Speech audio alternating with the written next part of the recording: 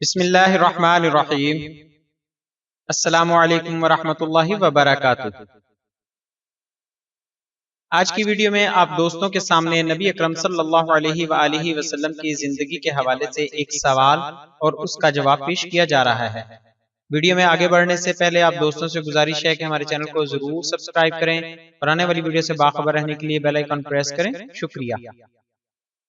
سوال: حضرت محمد صلی اللہ علیہ وآلہ وسلم کی رضائی والدہ جنہوں نے نبی اکرم صلی اللہ علیہ وآلہ وسلم کو دودھ پلایا تھا اور وہ ابو لہب کی باندی تھیں، ان کا کیا نام تھا؟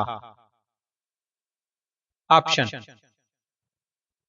حضرت حلیمہ رضی اللہ عنہا، حضرت آمینہ رضی اللہ عنہا، حضرت ثویبہ رضی اللہ عنہا۔ درست جواب ہے حضرت ثویبہ رضی اللہ عنہا۔ یہ ابو لہب کی باندی تھیں اور حضور اکرم صلی اللہ علیہ وآلہ وسلم کی پیدائش کی خوشخبری دینے پر ابو لہب نے انہیں آزاد کر دیا تھا۔